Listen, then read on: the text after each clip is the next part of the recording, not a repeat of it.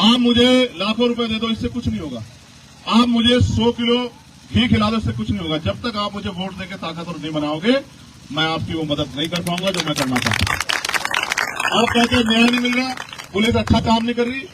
Police नहीं, दरोगा नहीं, एसपी नहीं, डीजीपी भी अच्छा काम करेगा। 24 घंटे जनता की सेवा करेगा। कब? जब सेवा कराने वाला व्यक्ति कुर्सी पे बैठा हो। आपने यहाँ 3 बार चुनाव हो गया नगीना में। पहली बार आपने यशवीर सिंह जी को बनाया एमपी। वो इतने गैर जिम्मेदार व्यक्ति थे, उनको यही नहीं पता था कि अपने लोगों के अधिकारों को उन्होंने हनन कर दिया और प्रमोशन में रिजर्वेशन का बिल जो है फाड़ दिया। उनको ये भी नहीं पता था कि अपने आने वाली पीढ़ियों को तो कुचलने का काम कर रहे हो। आपने दूसरा एमपी आपने तो नहीं दिया होगा, लेकिन लोगों के अपने सहयोग से यशवंत सिंह बीजेपी के बने। उन्होंने आपके लिए क्या किया बेहतर जानते होंगे। तीसरे एमपी आपने गठबंधन के बनाए, बने ना। चुनाव के बाद आया आपकी बस्ती में पूछने के लिए आपके ख्याल, आपने की कोई मदद? कभी आपका साथ दिया हो? कभी आपके लिए आवाज उठाई हो? क्या इस क्षेत्र में रोजगार की व्यवस्था नहीं होनी चाहिए? क्या बताओ, क्या इस क्षेत्र में फैक्ट्री लग के? मैं नहीं जानता कि बिजनौर का व्यक्ति कहां जाता है काम करने के लिए। आप देहरादून जाओ, बिजनौर का व्यक्ति मिलेगा। आप मध्य प्रदेश महाराष्ट्र जाओ, बिजनौर का व्यक्ति मिलेगा। आप दिल्ली जाओ, बिजनौर का व्यक्ति मिलेगा। आप पंजाब जाओ, बिजनौर का व्यक्ति मिलेगा। क्यों? क्योंकि यहाँ रोजगार नहीं, पढ़े लिखे लोग बेरोजगार घूम रहे हैं। तो अगर यहाँ इंडस्ट्री लग जाए और 10-20-50 हजार नौजवानों को रोजगार मिल जाए, क्या बुराई है? लेकिन कोई सपना हो किसी के पास, यहाँ बढ़िया स्कूल मिल जाए। मैंने देखा अभी पहले पैदल पैदल आ रही है, पैदल पैदल आ रही है। अगर यही नजदीक पे 2 किलोमीटर में एक बढ़िया इंटर कॉलेज बन जाए, डिग्री कॉलेज बन जाए, गांव में स्कूल बन जाए, तो क्या बुराई है? गरीबों को बच्चों को मुफ्त में शिक्षा मिल जाए, क्या बुराई है? अगर अच्छे हॉस्पिटल बन जाए, जो कि देखो जनता का पैसा अगर जनता में लग जाए, क्या बुराई? लेकिन आप अनपढ़, नालायक, निकम्मे नेताओं को चुनते हो और फिर कहते हो कि हमारा कुछ होने का। वो कुछ करना ही नहीं चाहते। उनको क्या फर्क पड़ती है? वो मजबूत ताकतवर लोग हैं, पैसे वाले लोग हैं, उनको गरीबों से क्या मतलब है? अगर उनको गरीबों से मतलब होता, अगर अमीर गरीबों के जैसे होते तो कोई गरीब नहीं होता यहाँ। ठीक है, वो मतलब के दोस्त होते हैं, उनके मतलब के रिश्ते होते हैं। गरीबों को अगर अपनी जिंदगी संवारनी है तो अपने पक्ष में फैसले लेने पड़ेंगे। और जब तक आप अपने बीच के व्यक्ति को आगे नहीं बढ़ाओगे, आपकी जिंदगी नहीं बदलेगी। आपने 3 बार मौका दिया, नहीं दिया? बताओ, उन्होंने आपकी कोई मदद की? तो फिर आप ऐसे लोगों को आगे बढ़ाना चाहते हो क्या? उनके भरोसे अपनी लड़ाई लड़ना चाहते हो क्या? आज निर्दोष लोगों को मुकदमे लगा जेल में ठुकरा देते, तो कोई जाता है लड़ाई लड़ने के लिए? आप छोड़ो। अभी मैंने दिया था धरना डीएम ऑफिस पर जाके, जब यहाँ गुलदार ने 24 लोगों की जान ले ली, और फिर भी पिछले 4 दिनों में 4 लोगों की जान चले। किसी को फर्क पड़ रहा है क्या? नेता को, किसी अधिकारी को फर्क पड़ रहा है क्या? उन्हें तुम्हारे जिंदा रहते फर्क नहीं पड़ता, उन्हें तुम्हारे मरने पे फर्क नहीं पड़ता। तुम काहे को परेशान हो रहे हो यार? जो तुम्हारी जिंदगी मौत से भी रिश्ता नहीं रखते, तुम उनको काहे को अपना मान रहे हो? इस देश में गवाही है। लोग तो वोट लेके कहते हैं कि मैं आपके काम करूंगा। मैंने आज तक पिछले 10 साल में एक एक दिन देश में कहीं ना कहीं काम किया, चाहे मुझे जेलें काटनी पड़ी हो। एनआरसी का मामला कोई खुश नहीं रहा था। जितने लोग एनआरसी सीए के बारे में जानते हो, आपने भी आंदोलन किया, गोलियां चली, मैं दिल्ली में गिरफ्तार हुआ, 1 महीने जेल रहा। उसके बाद फिर पूरे देश में गया, सारी जगह जाके साइन बाग बना के सरकार को चैलेंज किया कि ये गलत काम तुमको नहीं करने देंगे। चाहे तबलीगी जमात का मामला हो, जब मरकज पे जो है इन्होंने बेबुनियाद आरोप लगा दिए, चाहे मौलाना करीम सिद्दीकी का मामला हो, चाहे नासिर जुनैद का मामला हो, चाहे किसी और का परवेज का मामला हो, हर मामले में मैं लड़ा। चाहे दिल्ली में गुरु घर टूटा हो, चाहे 13 पॉइंट रोस्टर का मामला हो, चाहे 2 अप्रैल 2018 का मामला हो, जब SC/ST एक्ट को कमजोर करने का काम किया गया, चाहे किसानों की लड़ाई हो, चाहे पहलवानों की लड़ाई हो, चाहे अध्यापकों की लड़ाई हो, चाहे रोस्टर का मामला हो, प्रमोशन में रिजर्वेशन का मामला हो, आपके लिए कहीं आपके ऊपर अन्याय हुआ, हमेशा मैं खड़ा हुआ। मैं किसी रानी का बेटा नहीं हूं, किसी बहुत बड़े नेता अभिनेता का बेटा नहीं, मैं एक प्राइमरी स्कूल के हेडमास्टर का बेटा हूं और मेहनत करके यहां तक आया। मैंने जो प्यार कमाया, आप जो अपना काम छोड़ खड़े हो, आप जानते हो कि ये आदमी आपके लिए 24 घंटे 7 दिन काम कर रहा है, पिछले खड़े हो। मैं बस आपको ये कहना चाहता हूं, यहां दलित समाज के जो लोग हैं, वो एक बार हाथ खड़ा करो।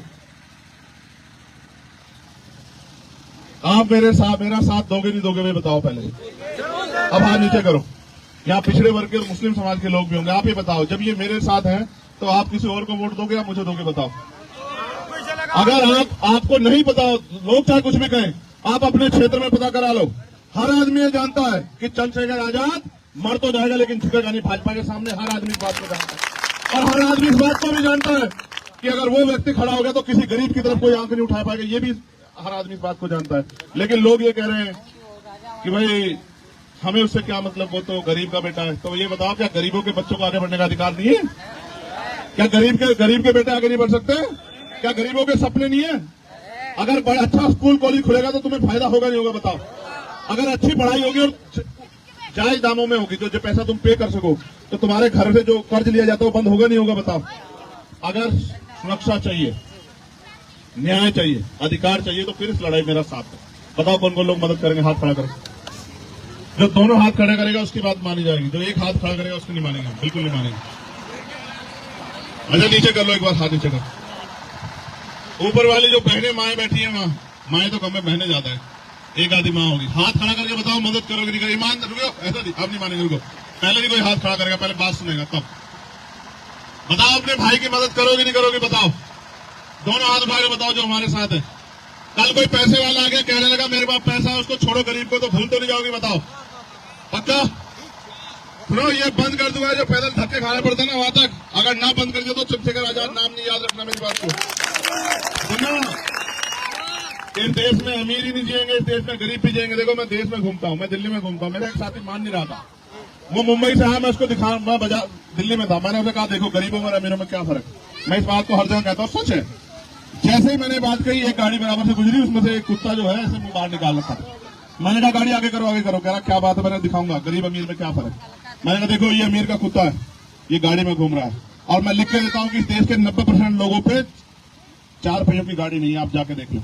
ये फर्क है अमीरों में और गरीबों में। हम सूखी रोटी खा के अपना टाइम काटते हैं, उनके कुत्ते घी की रोटी खाते हैं। उनके लिए बढ़िया ब्रेड आता है और दूध आता है, वो टोन मिल्क, जिससे उनके पेट खराब ना हो जाए। हम लोग रूखी सूखी खा के अपना पेट पालते हैं। ये सच्चाई है इस देश की, और कोई नहीं सोचता हमारे बारे में। मेरी छोड़ दो आप, कोई आप भूखे पेट अगर घर में सोते कोई पूछने आता क्या? किसने पूछा कि मेरा बच्चा बीमार है तो इलाज की जरूरत है क्या? बताओ। अस्पतालों में घुस नहीं सकते आप, बड़े बड़े अस्पतालों में। ये किसके लिए है? ये सरकार किसकी है? किसानों को उनकी फसल के दाम नहीं मिल रहे हैं, और बहन बेटियां सुरक्षित नहीं है, न रोजगार मिल रहा है, माओ को मजबूरी में अपने घर चलाने के लिए मेहनत मजदूरी करनी पड़ती है। ये देश है क्या? लूट लिया सारे गद्दारों ने मिलकर, और आज भी लूट रहे हैं, और फिर वही। मैं इसलिए आपसे कह रहा हूं कि चक्कर में मत पड़ो, इनका कुछ नहीं जाता, ये भाग भूग जाएंगे पैसे वाले सब लोग देश छोड़ के। ये लड़ाई तो आपके चंद्रशेखर आजाद को लड़नी है यहाँ जमीन पे खड़े होकर, और कीमत चुकानी पड़ती है। सर मैं आपका खून हूं, जब मेरे ऊपर गोली चली मेरा खून वहां, आपको तकलीफ हुई है नहीं हुई बताओ? मेरा क्या अपराध था? मेरे ऊपर गोली क्यों चली? क्या मैंने किसी की जमीन दबा ली है? मैं बताता हूं मेरे ऊपर गोली क्यों चली। क्योंकि ना तो मैं ईडी से डरता, ना मैं सीबीआई से डरता, ना मैं एनआईए से डरता, ना मैं झूठे मुकदमे डरता, ना मैं जेल से डरता। बस मैं नहीं डरता हूं, क्योंकि जो इस देश में डरेगा उसकी हिम्मत नहीं वो बोल जाए। मेरा गला भी साफ है, और मैंने किसी का कोई बुरा भी नहीं किया। मेरे ऊपर गोली इसलिए चलती है क्योंकि मुझे दबाया नहीं जा सकता। मैं जानता हूं इज्जत जिल्लत मौत जिंदगी उसके हाथ में है, जिस कुदरत ने, जिस खुदा ने पैदा किया, समझ रहे हो? वो सतगुरु जी के हाथ में।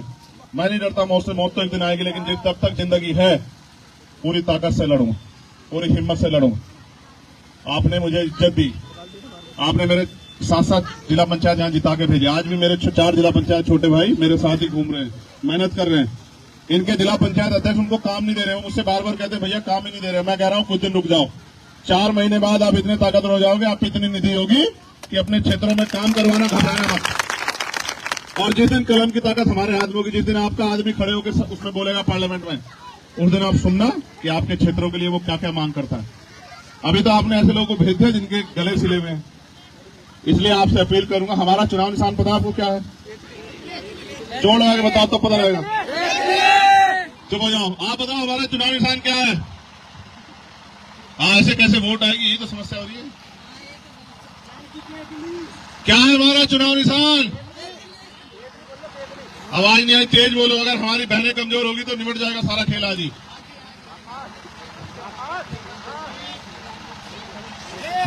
केतली, हाँ ठीक, केतली याद रहेगी नहीं याद रहेगी?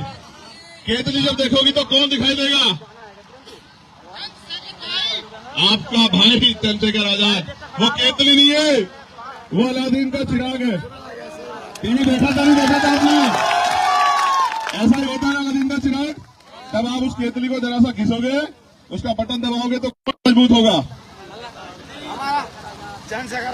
और जब केतली को आप याद करोगे तो कौन आएगा? और वो क्या कहता है केतली में से निकलने वाला? क्या हुकुम मेरे? तो लोकतंत्र में आप ही मालिक हो, आप ही आका हो। अभी तो लोग आपको गुलाम समझते हैं। चुनाव के समय आप कहते हैं पैसे ले लो, शराब ले लो, साड़ी ले लो, ये ले लो, वो ले लो। जो अपना वोट बेचते हैं अपना वोट नहीं बेचते। वो क्या बेचते हैं आपको पता है? वो महापुरुषों के जीवन संघर्ष को बेचते हैं। काशीराम साहब कहते थे वोट की रक्षा बहन बेटी की रक्षा तरह करनी है। आपने अपने वोट बनवा लिए सब लोगों ने? कितने ऐसे नौजवान जो 18 साल पार हो गए वोट नहीं बने? बना नहीं? वैसे तो मैं तो हार जाऊंगा। ये सुनो, यहाँ कौन है? ए भैया विकास, इनके वोट बनवा दे भाई, 18 साल के हो गई। डीलर साहब ऐसा मत करो, वोट बनवा। ये तो भाजपा वाले बहुत वोट काट रहे हैं, इनके बनवा दो नहीं, जिनके जो वोट तैयार हो गए हैं। देखो, खूब साजिशें होंगी, खूब आरोप लगेंगे, खूब झूठी खिलाफत होगी, घबराना मत। बस मेरा एक वचन याद रख लो, मैं जब तक हूं, शाम हो रही है, दिन डल रहा है, ये एक ऐसा समय है जो जिसकी बहुत मान्यता है। मैं बहुत जिम्मेदार रखा, जब तक मैं जीवित हूं, मैंने भले जन्म वहां लिया हो, लेकिन ये मेरी कर्म भूमि है। जब तक जीवित हूं, खून का कतरा कतरा भी आपके सम्मान के लिए लगा दूंगा, कभी पीछे मुझे नहीं देखूंगा। और मैं आपका 60 साल का नेता नहीं कि एक चुनाव के बाद गायब हो जाऊंगा। 60 साल वाला तो नहीं ना। मुझे इस देश में बहुत सारी कुर्सियों की तरफ मेरी नजर है, जहां से मैं आपके लिए कुछ कर सकूं, ठीक है? इसलिए मेरी आपसे अपील है कि आप आजाद समाज पार्टी के साथ खड़े हों और हमें लड़ाई लड़ने हौसला दो। आप ये बताओ, अगर आप लड़ने वाले की मदद नहीं करोगे तो कौन लड़ेगा? अच्छा बताओ, आप बताओ, एक आदमी है आपके लिए बोलने वाला, सच बताओ अपनी ईमानदारी से। कोई नहीं है। फिर याद रखना कि जब भी अन्याय होगा, आपके और अन्याय करने वालों के बीच में चंद्रशेखर खड़ा, चाहे कुछ भी हो जाए, आखिरी दम तक साथ देंगे। मगर आप दोनों हाथ उठा के बताओ, केतली को जो लोग वोट देंगे। दो नहीं उठा रहे, एक ही उठा रखा, मैं नहीं मानता तुम्हारी बात, पक्का? और ये इधर जो बहन खड़ी है हमारी, दोनों हाथ उठाओगे तभी मानेंगे, एक से नहीं मानते। दोनों हाथ उठाओ। जो आज हमारी बात के साथ नहीं खड़ा, वो कैसे खड़ा हो पाएगा हमारे साथ? कल कोई लालच दे देगा तो भाग जाएगा।